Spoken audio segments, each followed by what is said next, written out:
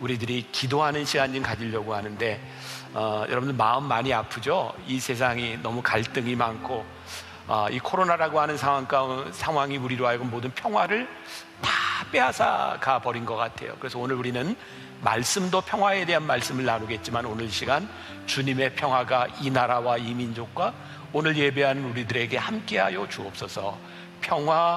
평화로다. 여러분 함께 찬양하시고 제가 마무리 기도할 때까지 정말 이 땅에 평화가 임하기를, 우리를 이 민족을 불쌍히 여겨 주옵소서. 함께 찬송하겠습니다. 평화로다.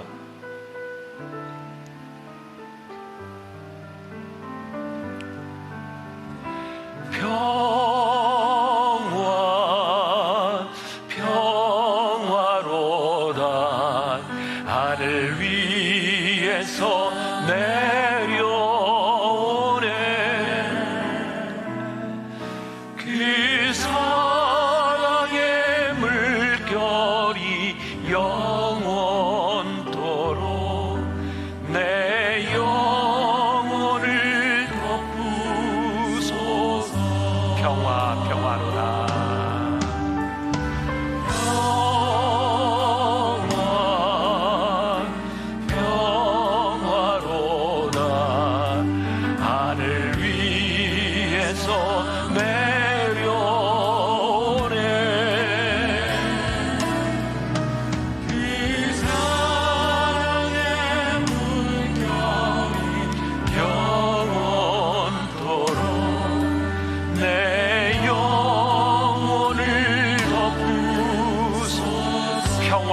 평화로다. 우리 가슴에 손을 얹고 한번 찬양합시다.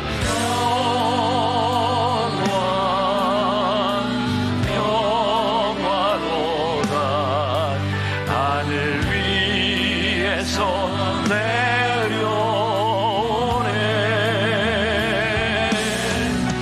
그 사랑의 물결이 영원토록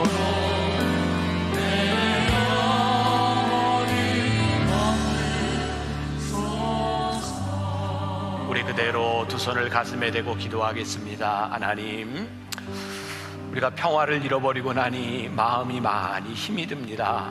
하나님, 이 나라와 이 민족을 생각하니 평화를 잃어버린 이 땅 위에 갈등의 모습들을 바라보며 우리가 참 많이 힘이 듭니다. 주님, 이 시간 우리들이 주의 능력을 의지하여, 복음의 능력을 의지하여 간절히 기도합니다. 평화가 이 땅 위에 가득하게 하여 주옵시고, 평화를 만드는 사람들, 우리 하나님의 사람들이 그 중심에서 주의 백성으로 평화를 만드는 자들 되게 하여 주옵소서. 오늘 이 예배 가운데 우리와 함께 하시고 우리의 마음에 가득한 평화를 내려주실 줄 믿사오며 예수님의 이름으로 기도합니다. 아멘. 참 시간이 빨리 갑니다. 벌써 8번째 시간이 되었습니다. 팔복 말씀. 첫째 시간은 개론적인 말씀을 드렸으니까 이제 오늘 말씀이 지나면 다음 주에 마지막 시간이 될 것 같습니다. 오늘 말씀은 평화에 대한 부분이죠. 아니, 다른 말로 화평에 대한 부분. 이 평화와 화평이라고 하는 이 단어가 오늘 조금 혼재돼서 나올지 모르지만 여러분들이 이 맥을 잘 잡고 저와 함께 가면 좋겠습니다. 우리들의 삶은 그런 것 같아요. 우리가 화평을 누리며 살거나 아니면 다툼을 경험하며 살거나, 하나님께서는 우리들에게 어떤 인생이 되기를 원하시는가, 우리들이 또 믿음의 도전을 가지고 이 말씀을 함께 나누려고 합니다. 영국의 사상가죠. 존 러스킨이라고 하는 유명한 분이 있습니다. 이분은 산업혁명으로 인해 영국이 참 많이 힘들었던 때에 마태복음 20장의 말씀, 포도원 품꾼의 비유를 보면서 영국의 소망을 여기에서 발견하려고 했습니다. 마태복음 20장에 있는 품꾼의 비유가 뭐죠? 어떤 포도원의 주인이 있는데 인력시장에 나가서 사람들을 데려와서 일을 시킵니다. 오늘날로 이야기하면 어떤 사람은 9시에 데려오고 어떤 사람은 오후 3시에, 어떤 사람은 오후 5시에 데려오죠. 이 주인의 마음은 어떤 마음이었죠? 모든 사람에게 한 가정의 생활을 영위하려면 한 데나리온이 필요하니 이 모든 사람들에게 이 품꾼의 이 싹을 주어야 되겠다. 주인은 이런 선한 마음을 가지고 있었지만 문제는 이 돈을 받는 사람들이 공평하지 않다라고 생각하면서 이 평화가 깨어져 버린 거죠. 다시 이야기합니다. 주인은 모든 일꾼에게 사랑을 베풀기를 원했지만 일하는 사람들은 자신들이 일한 것에 대한 공평한 대우를 받고 있지 못하다 하는 것 때문에 평화가 깨어져 버렸어요. 어떤 사람이 이런 이야기를 하더라고요. 요즘 살고 있는 우리들의 모습을 보면 불이한 것은 참아도 불이익 당하는 것은 못 참는다. 여러분, 불이익이 당장 우리들에게 영향을 미친다면 우리는 참 많이 힘들어합니다. 우리가 참 고상한 척 하면서도 우리는 불이한 일들에 대하여 침묵할 때가 많이 있습니다. 왜? 그래야 평화롭다고 생각하기 때문이죠. 이제 좀 더 지나가면 제가 더 깊이 이야기를 하겠지만, 우리들이 생각하는 평화와 화평과 하나님께서 우리들에게 말씀하시는 평화는 다른 차원의 문제입니다. 이번 새롭게 정권이 바뀌면서 제일 많이 등장하는 단어가 그런 말이었죠. 공정, 공의, 평등. 우리를 힘들게 하는 게 뭐죠? 아무리 공의와 공정과 평등을 외쳐도 우리들 모두가 그렇게 느끼지 않는다는 거죠. 사람들은 자기의 편에서, 정치적인 이야기로 한다면 진영의 논리에 있어서 이것이 공이고 이것이 공정이고 이것이 평등이라고 생각하지만, 진영의 논리를 다르게 생각하는 사람들은 그렇게 느끼지 않는다는 겁니다. 우리들이 생각하는 정의, 그것이 그렇게 정의롭게 느껴지지 않고 공의롭게 느껴지지 않는 거죠. 그래서 존 러스킨이라고 하는 이 사상가는 영국의 산업혁명 이후에 공의가 깨어진 그 세상 가운데서 정의를 실현하는 것은 거기에 플러스 사랑이 더해져야 한다. 그래서 마태복음 20장에 하나님 아버지의 마음이 있어야 된다고 이야기를 하는 거예요. 지난주에도 제가 인도의 길을 걷고 있는 예수라고 하는 책을 여러분들에게 소개했습니다. 스탠리 존스 선교사가 쓴 책입니다. 여기에 스탠리 존스는 인도에서 선교를 하면서 만났던 아주 인상적인 사람 간디에 대한 이야기를 하고 있어요. 간디는 그 당시 인도의 불평등한 제도, 우리가 잘 알고 있는 카스트 제도죠. 인도의 그 당시에 6천만 명이 불가촉 천민이라고 했으니까 이 사람들은 사람 대우를 받지 못하는 사람들이었죠. 간디는 이 평등하지 못한 것을 깨려고 했고, 또 영국의 식민지에서 어떻게 인도가 해방될 수 있을까를 위해서 싸웠던 사람입니다. 근데 그가 싸움의 방식으로 택한 게 뭐였죠? 비폭력, 무저항 운동이었어요. 왜? 그는 성경을 들고 있었기 때문이에요. 지난주에 그런 이야기를 했어요. 그는 성경에서 답을 찾았지만 그는 그리스도인 기독교인이 되려고 하지 않았다는 거예요. 왜? 기독교인이 성경대로 살지 못한다. 여러분들 이 말을 오해하지 마세요. 우리가 힌두교인 되겠다 이런 이야기 아닌 거 알죠? 우리들이 어떻게 말씀대로 복음으로 살아가느냐가 훨씬 더 중요하다는 거예요. 저는 요즘 부쩍 그런 생각을 많이 합니다. 내가 대한민국의 목사로 살아가는 동안 우리 교회와 목회자가 해야 될 중요한 일 가운데 하나가 정부와 세상과 이 모든 것들을 바라보며 말씀을 가지고 우리들이 올바른 가치관을 가지고 살아가는 것이다. 그러다 보니 때로는 우리들에게 정말 중요한 것이 무엇이냐면, 비판하는 기능이 단순한 비판이 아니라 올바른 판단, 말씀에 서는 것이 우리들에게 필요하겠다는 생각이 들었어요. 그래서 오늘 이 화평, 평화라고 하는 이 말도, 평화를 만드는 사람이 된다라고 하는 이 말도 우리들이 가지고 있는 정의의 관점이 아니라 하나님께서 우리들에게 주시는 말씀이 우리들에게 명령하시는 것이 무엇인지를 분명히 알아야 될 것 같아요. 자, 오늘 본문 말씀을 유진 피터스는 메시지 성경에서 이렇게 풀어내고 있습니다. 저에게 설교에 어떤 분이 그런 질문을 했기 때문에 제가 좀 답을 해줘야 될 것 같아요. 메시지 성경을 목사님을 왜 이렇게 자꾸 인용하시나요? 이 메시지 성경은 유진 피터슨이라고 하는 신학자 목사가 성경을 현대인들에게 조금 쉽게 풀어놓았습니다. 그러니까 이것이 성경과 같은 권위를 가지는 것은 아니지만 여러분들이 성경을 이해하는데 많은 도움을 주기 때문에 제가 자주 인용합니다. 자, 보겠습니다. 경쟁하거나 다투는 대신에 협력하는 모습을 보여주는 너희는 복이 있다. 협력하는 모습을 보여주는 너희는 복이 있다. 그때 너희는 진정 자신이 누구이며 하나님의 집에서 자신의 자리가 어디인지 알게 된다. 그러니까 유진 피터슨에게 있어서 화평케 하는 자라고 하는 것을 어떻게 해석을 했어요? 협력케 하는 자, 협력하는 자는 복이 있다라고 말을 하고 있는 거예요. 자, 우리들 내면으로 한번 들어가 봅시다. 우리 신앙 공동체에는 평화, 화평이 있나요? 우리가 하나님을 믿는 사람이기 때문에 화평케 하는 자들이 되었나요? 조금 더 한 단계 더 질문을 한다면, 우리가 신앙 공동체 안에서는 화평이 이루어지고 있는데 이 공동체를 떠나서 세상과의 만남 가운데서 우리는 화평케 하는 자가 되고 있나요? 지난주에도 제가 동일한 맥락으로 여러분들에게 말씀드렸어요. 우리가 신앙생활을 하고 복 있는 자로 살아간다고 하는 것은 이 교회 공동체 안에서 일어나는 일이 아니라 이 세상 가운데서 우리들이 어떻게 말씀을 붙잡고 복 있는 자로 살아갈 것인가, 여기에 대한 고민이 우리들에게 있어야 되는 거죠. 그럼 또 우리들에게 이런 질문이 들어올 것 같아요. 진짜 우리는 이 세상 한가운데서 가로막힌 벽을 허무는 사람이 되어버렸는가, 아니면 벽을 세우는 사람이 되었는가? 오늘 교회가, 우리 신앙인들이 하나님의 뜻, 하나님의 말씀 안에서 우리들이 화평케 하는 자가 되었는지에 대한 물음을 분명히 물어야 될 것 같아요. 저는 벽을 세우는 가장 중요한 이유 가운데 하나는 우리들이 너무 쉽게 이분법적인 생각을 한다는 거예요. 저는 요즘 말씀을 묵상하면서 부활절 이후에 계속 그런 말씀을 여러분들에게 드리고 있는데, 이 성경 속에 나타난 예수님의 모습을 보니까 예수님은 이분법적이지 않으셨더라고요. 세상은 우리들에게 늘 이야기하면 너 어느 편이야? 근데 예수님은 어느 편도 아니셨더라고요. 예수님은 어떤 진영의 논리에 갇혔던 분이 아니라 하나님의 마음이 있는 곳에 언제든지 하나님의 마음이 갈 수 있도록 예수님은 선을 넘는 분이셨어요. 저에게 정말 그런 안타까움이 있어요. 하나님, 우리가 하나님 믿는 사람인데 왜 말씀을 듣고 살아가며 우리가 말씀대로 살지 않을까요? 우리가 예수님을 믿는다고 얘기하는데 왜 우리들이 예수님처럼 살아가려고 하지 않을까요? 예수님은 결코 이분법적인 분이 아니라 하나님의 마음을 가지고 계셨던 분이었어요. 우리 김영석 교수가 쓴 왜 우리에게 기독교가 필요한가라는 책에 본인의 경험 이야기가 나와요. 아들이 중학교 다닐 때, 이분이 100세를 넘었으니까 85년 전 이야기입니다. 하루는 주일날 교회를 갔다 온 중학교 다니는 아들이 이렇게 이야기를 하더랍니다.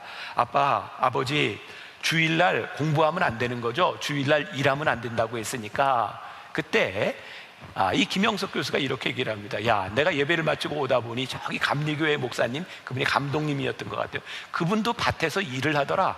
학생이 주일날 일하는 게 뭐가 잘못됐니? 우리는 일을 해야 된다, 하지 말아야 된다는 이분법적인 구조에 갇혀 사는 사람이 아니라 주님의 날 무슨 일을 하는가, 아버지의 마음을 보아야 되는 거죠. 그런데 우리 어린 시절에는 그런 것들이 우리들에게 중요했던 것 같아요. 주일날은 버스 타면 안 돼, 돈 쓰면 안 되는 거야. 주일날 짜장면 사 먹으면 안 돼, 돈 쓰면 안 되는 거야. 그래서 우스운 얘기로 주일날 짜장면을 사 먹고 돈은 월요일날 갚는 우스운 일도 일어났던 것, 그게 우리들이 살고 있었던 이분법적인 생각이었던 거죠. 여러분, 이분법적인 생각은 점점 더 담을 쌓고 있는 거예요. 하나님의 마음으로 우리들의 생각을 허물어뜨리는 용기들이 우리들에게 필요한 거예요. 참 무서운 생각인데요, 혹시 교회가 쌓아놓은 담이 하나님과 세상 사이의 관계를 막아버리고 있는 것은 아닌가, 이런 두려운 마음들이 우리들에게 있는 거예요. 어제 제가 토요일 예배를 드리면서 교인들에게 그런 얘기했는데, 이번 주에 제가 보았던 어떤 그 소셜 미디어의 글이어서 정말 너무 마음이 아프더라고요. 어떤 사람이 사진을 올렸어요. 식당에 당분간 교인들 출입을 금합니다. 너무 마음 아프잖아요. 교인이, 아니 하나님을 믿는 사람들이 어디에서나 환영받는 땅을, 기업을 받을 수 있는 사람들이 되어야 되는데, 교인들이 갈 수 있는 곳이 점점 줄어들고 있다면 우리들이 복 있는 자로 살아가는 것이 아니잖아요. 그런데 그 중요한 그 가운데 어떤 이유가 있는가? 교회가 하나님과 세상 사이에 담을 쌓고 있는 것 같다. 다음 주에 여러분들 기도하고 같이 이렇게 동참해 주시면 돼요. 저희 교회뿐만 아니라 성남에 함께 모이는 교회 목사님들이 이 성남 지역에 있는 모든 방역에 힘쓰는 사람들, 그 기관들을 다 위문하고 격려하려고 그래요. 제가 시의 명단을 뽑아달라고 하니까 약 한 750명쯤 이 성남의 역학조사관을 비롯해서 보건소에서 코로나 때문에 일하고 있는 사람들이 있더라고요. 제가 내일 목사님들과 그런 의논을 하게 될 거고, 목사님들도 그런 생각을 가지고 있어요. 벽을 쌓는 일과 벽을 허무는 일, 거기에는 어떤 우리의 태도가 필요한가? 내가 옳습니다 라고 이야기할 때마다 벽은 하나씩 쌓아질지 몰라요. 그래서 우리 목사님들이 참 힘들지만 벽을 허무는 작업 가운데 이렇게 하려고 해요. 미안합니다, 죄송합니다. 힘드시죠?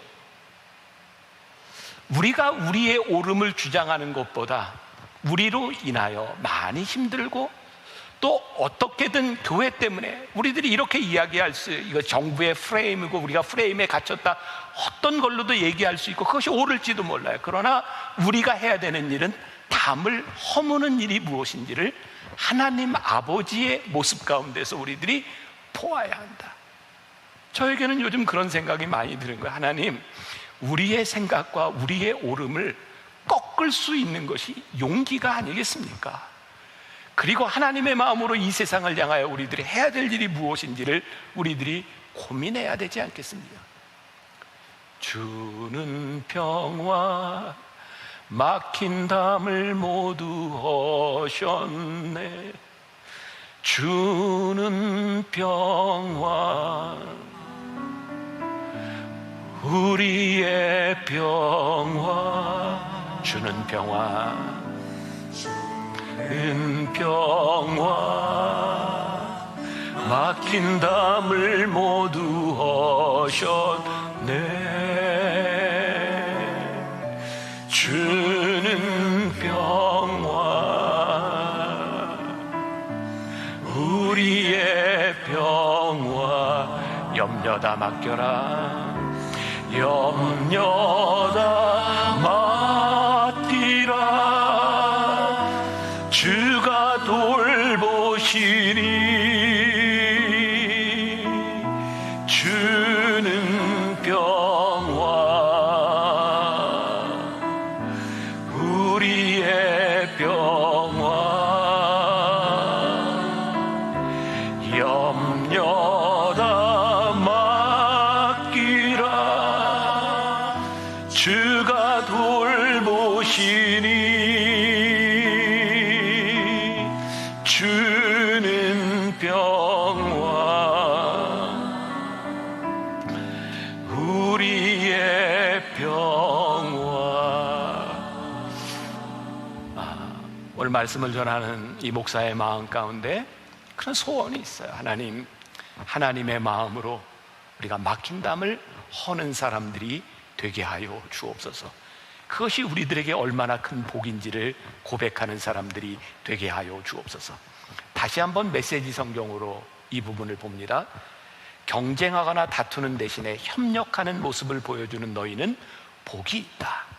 그때 너희는 진정 자신이 누구이며 하나님의 집에서 자신의 자리가 어디인지 알게 된다. 화평케 하는 자, 평화를 만드는 사람들은 경쟁하지 않는 사람이다. 협력하는 사람이다.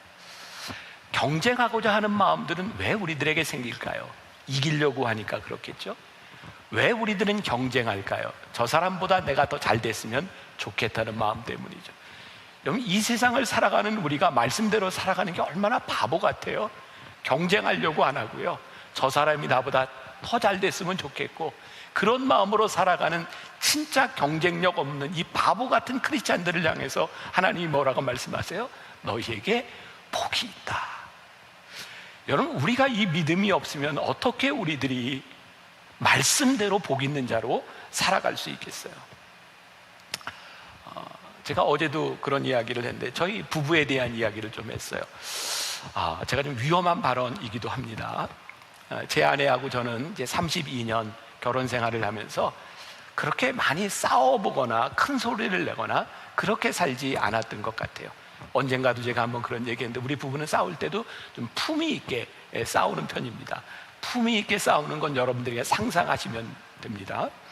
근데 우리들에게 부부간에 어떤 갈등이 있는가? 아마 이거 모든 가정들이 가지는 동일한 문제일 것 같아요.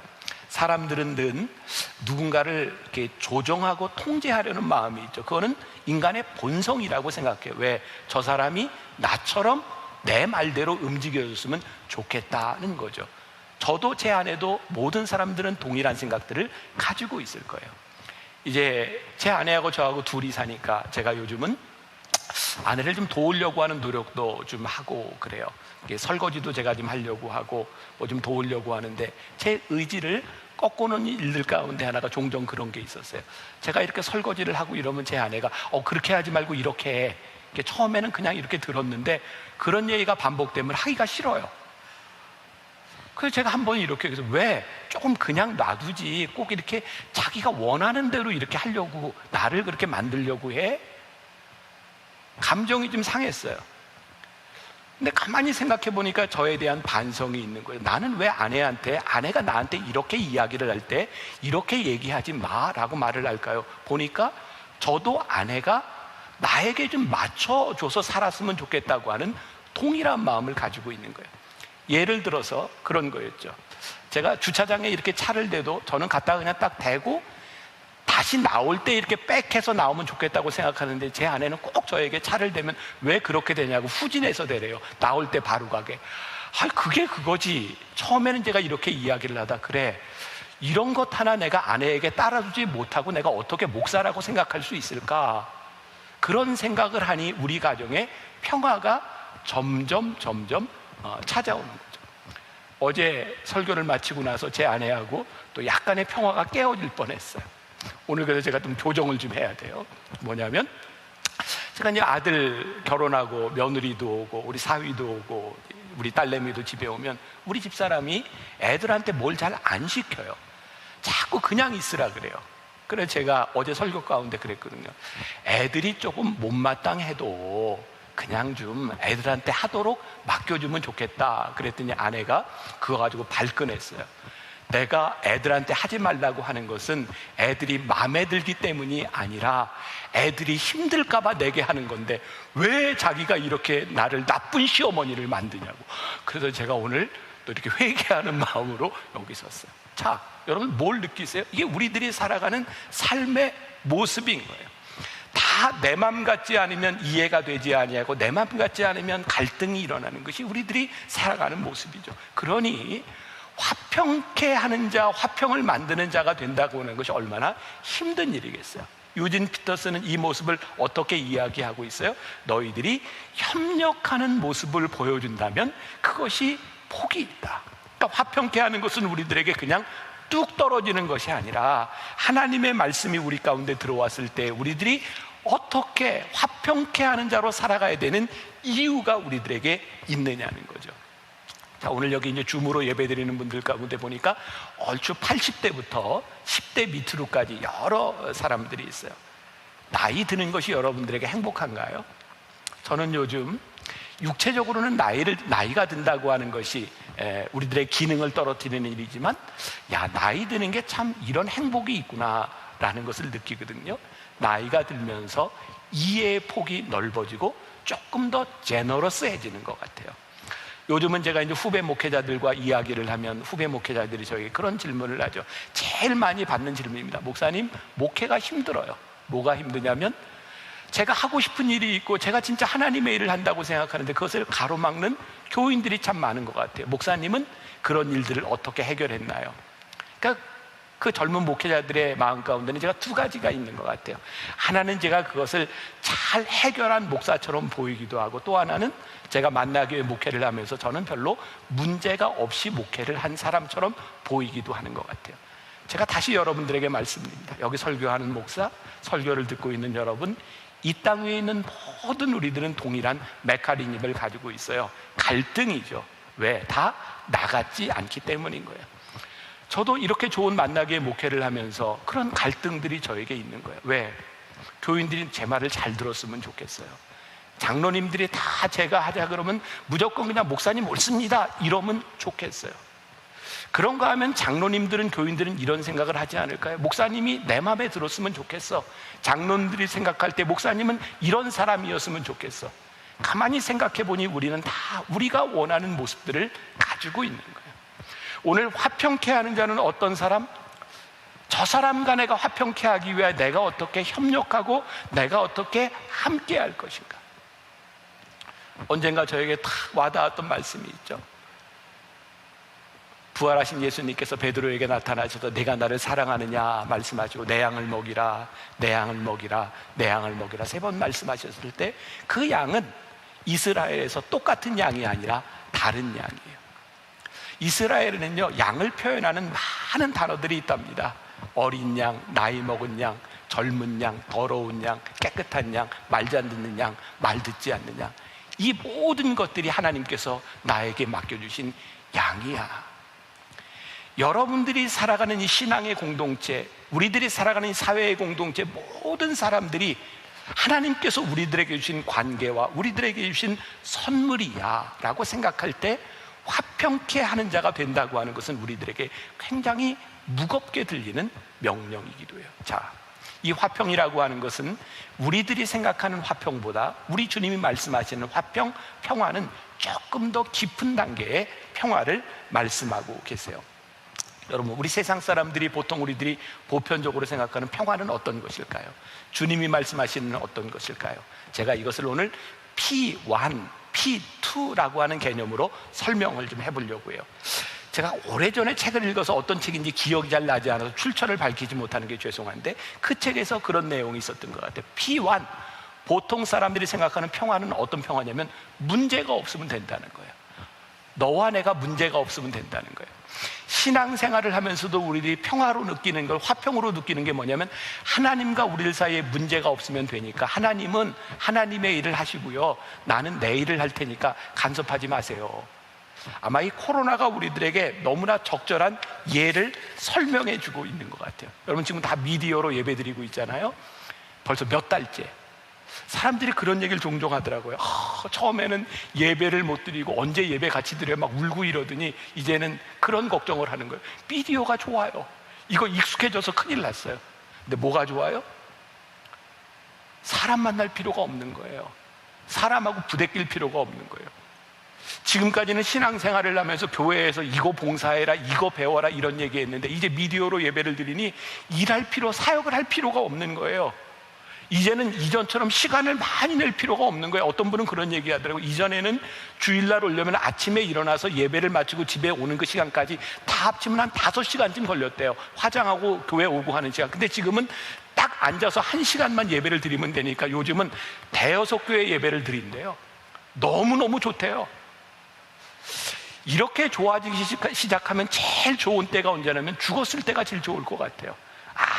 아무 관계하지 않고 나 혼자 그냥 아무 문제 없는 것. 여러분, 그런데 우리들이 지금 제가 극단적으로 얘기하는 것 같지만 우리들이 생각하는 평화를 이렇게 생각하고 있더라는 거죠. 세상이 생각하는 평화, 문제가 없으면 된다고 생각한다는 거죠.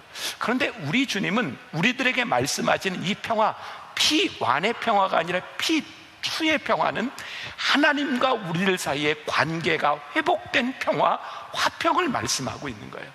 하나님과 우리들 사이의 관계가 회복됨으로 온 평화를 통해서 우리들이 이 세상을 어떻게 화평케 만드느냐, 하나님과의 관계 속에서부터 나오는 화평을 우리들에게 말씀하고 있는 거죠.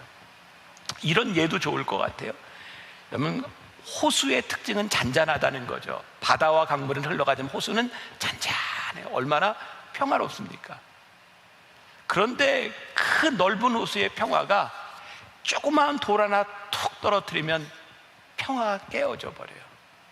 여러분, 우리들이 생각하는 아무 문제가 없는 평화, 그것을 호수와 같은 평화라고 생각한다면 우리의 인생에 돌덩이 하나만 딱 떨어져도 우리의 평화는 깨어져 버리지 않을까요? 성경이 우리들에게 이야기하는 것은 그런 평화를 이야기하는 것이 아니라 어쩌면 저에게 떠오른 이미지는 이런 거였어요. 우리들이 강을 청소하고 호수를 청소하고 할 때 방법이 있죠. 하나는 건드리지 않고 가만히 놔두는 거예요. 가만히 놔두면 물결이 일고 그리고 태풍이 오면 다시 안에 있는 찌꺼기들이 다 드러나죠. 하나님께서 우리들에게 말씀하시는 평화는 잔잔히 가라앉는 평화가 아니라 하나님과 우리들의 관계를 뒤집어서 다 갈아엎어서 우리의 찌꺼기들이 다 드러나고 하나님 앞에 우리들이 믿음의 사람으로 자녀로 살아간다는 것이 어떤 것인지를 분명히 이야기함을 통하여 우리의 삶에 이 복잡한 이 세상과 갈등 가운데서 너희들이 어떻게 화평을 누리고 평화를 만드는 사람이 될 수 있는가, 아주 근본적인 관계에 대한 말씀을 우리들에게 하고 있는 거예요. 가끔 교인들이 그런 얘기합니다. 목사님들은 우리 교인들의 생활을 너무 몰라요. 목사님들 너무 쉽게 이야기하는 것 같아요. 그래요. 여러분들 눈에 목회자는 주일날을 위해서 준비하고 교인들과 이렇게 신앙생활을 하고 있지만, 여러분들은 주일날 예배드리고 사역을 하고 일상생활을 살아가야 하는 사람이니 목회자가 모르는 얼마나 많은 어려움들이 있겠어요. 우리 목회자들 잘 몰라요. 저에게 있어서 참 감사하게도 우리 교인들을 조금이라도 이해할 수 있는 기회가 있었어요. 제가 공부를 마치고 한국에 나왔을 때 저는 목회자로서의 풀타임 잡을 가지고 있었던 사람이 아니라 신학교뿐만 아니라 일반 대학을 다니면서 강사로, 시간 강사로 돈을 벌어야 되는 사람이었어요. 아내와 아이들 둘을 먹여 살려야 되는 사람이었으니까 저도 돈을 벌어야 되는 사람이었어요. 제가요, 강의를 얼마나 많이 다녔는지 제가 통장이 13개가 있었어요. 학교마다 넣어지는, 강의하는 그 돈이 들어오는 통장이 다 다르고 학교마다 다른 통장을 받는데 13개의 통장을 가지고 있었어요. 제가 얼마나 많이 뛰어다니면서 그렇게 돈을 벌었겠습니까? 그리고 저는 목사였기 때문에 주말이 되면 만나교회 와서 사역을 하고 청년부를 하고 그렇게 일을 했어요. 저희 아버지 돌아가셨지만 굉장히 짠 분이셨어요. 아들이라고 특혜를 주거나 월급을 더 주거나 그러지 않으셨어요. 아들이기 때문에 저는 교회에서 손해를 보고 살았던 사람 중에 하나거든요. 제 아들도 지금 마찬가지. 제 아들이기 때문에 손해보는 일들이 많아요.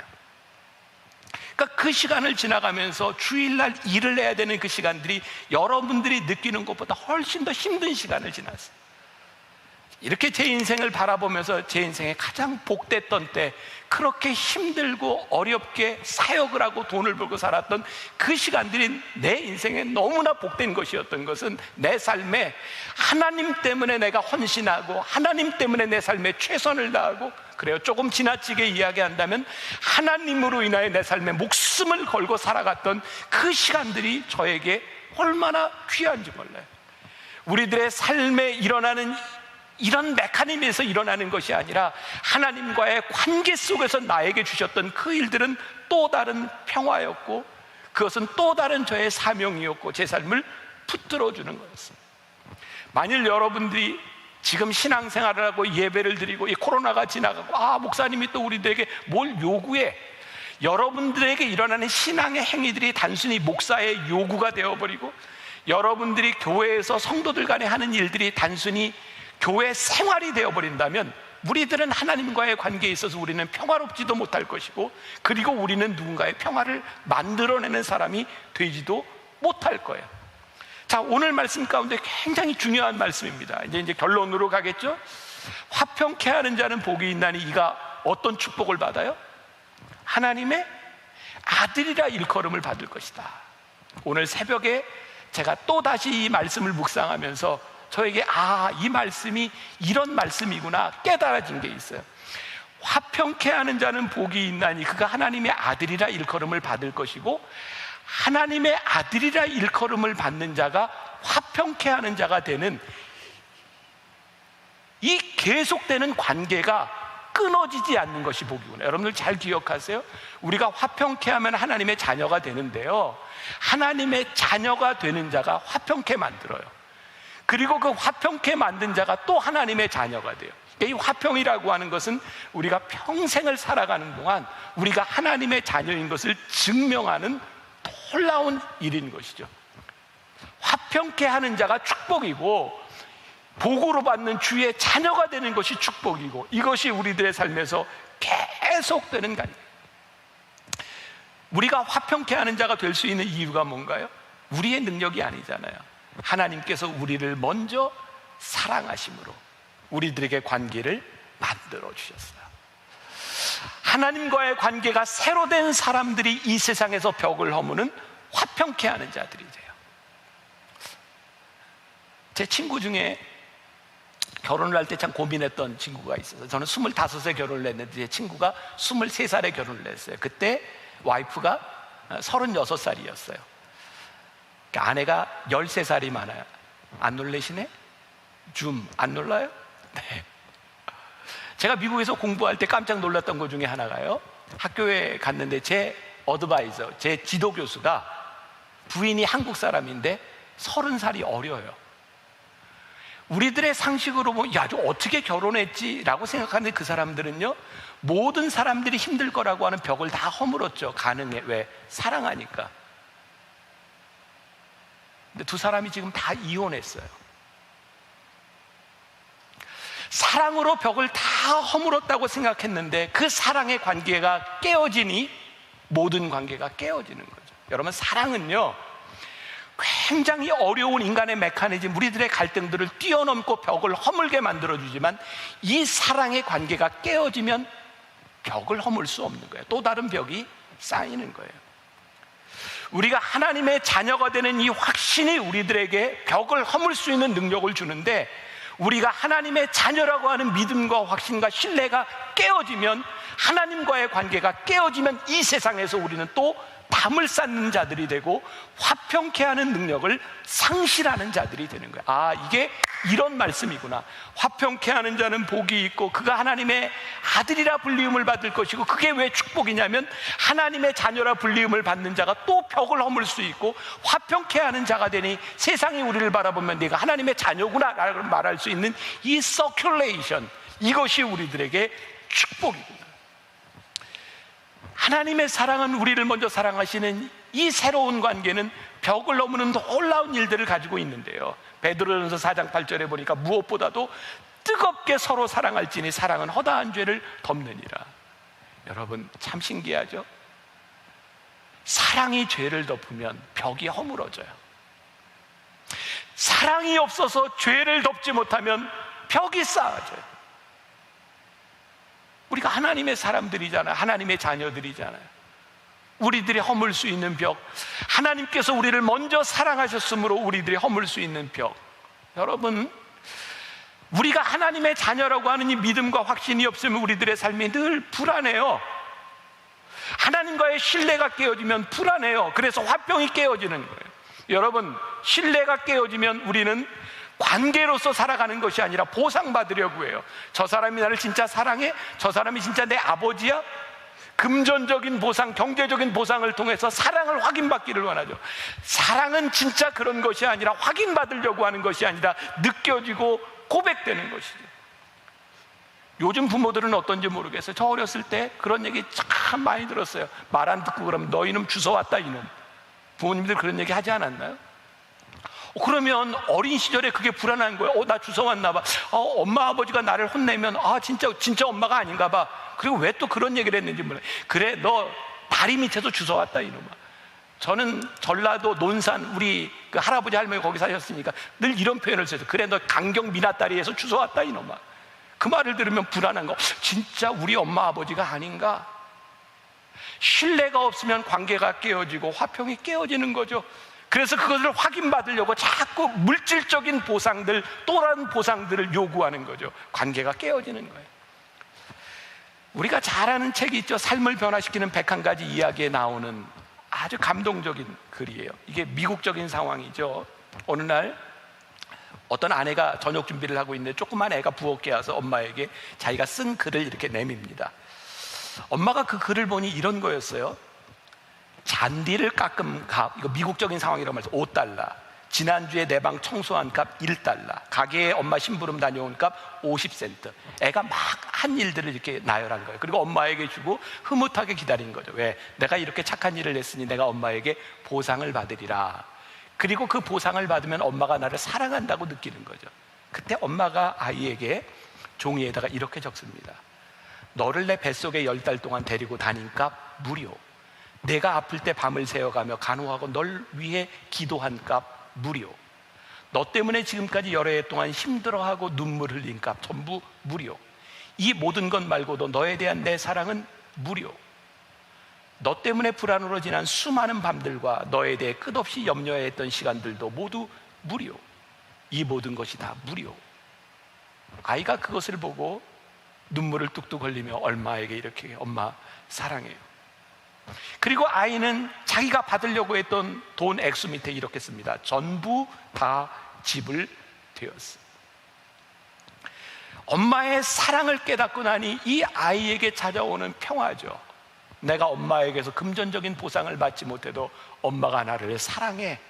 그게 아이로 하여금 눈물을 뚝뚝 흘리게 만드는 신뢰와 사랑에 대한 확인이죠.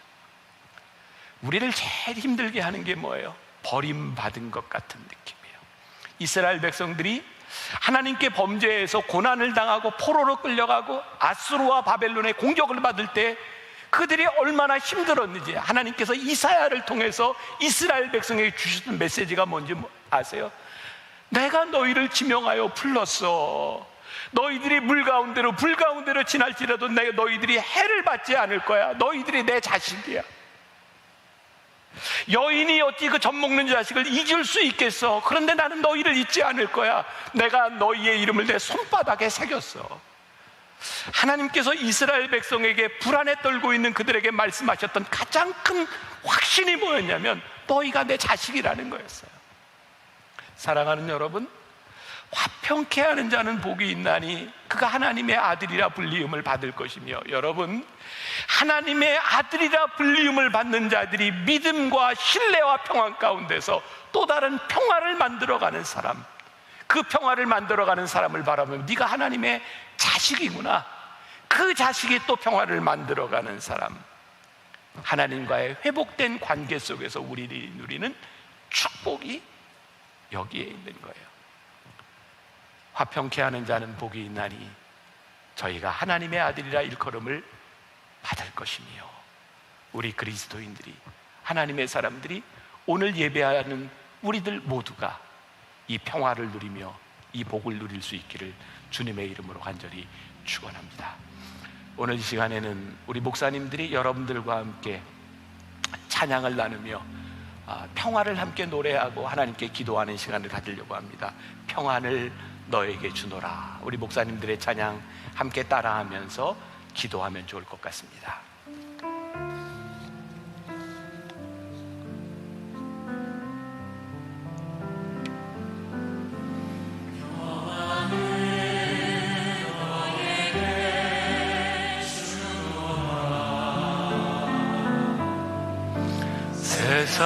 세상이 줄 수 없는, 세상이 알 수 없는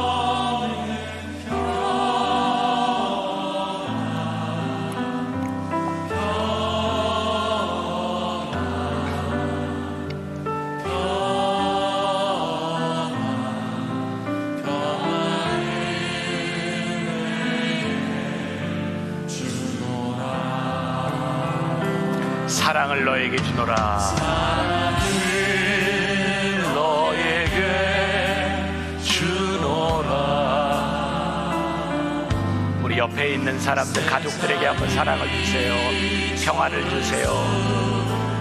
없는 세상이 알 수도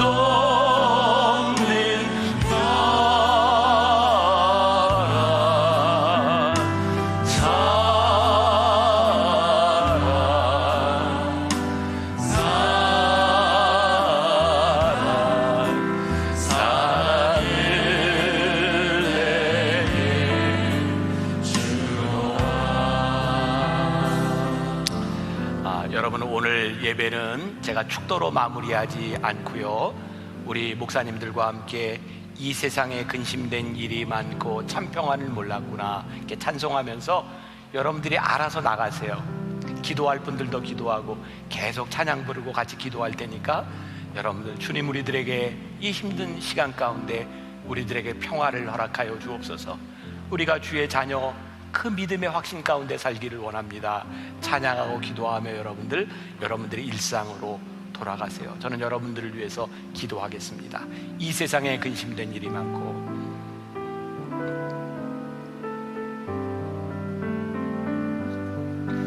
이 세상에 근심된 일이 많고 참 평안을 몰라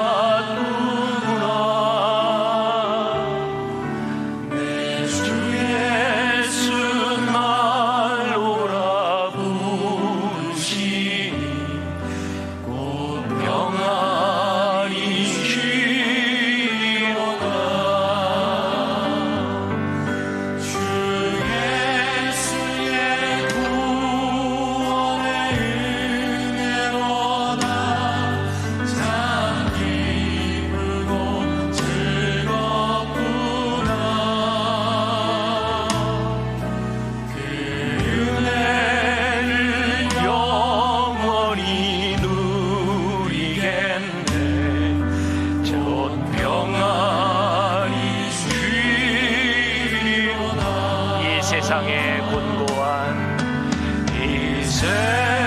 세상에 곤고한 일이 많고 참 쉬는 날 없었구나.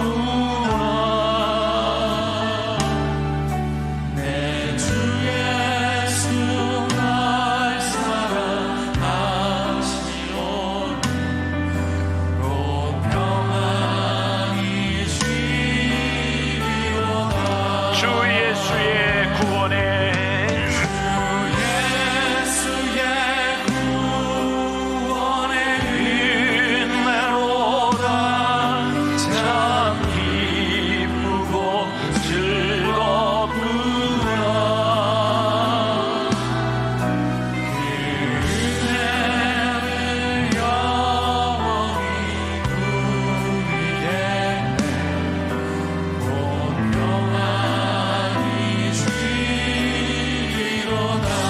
세상의 죄악됨, 이 세상의 죄악됨 일이 많고 참 주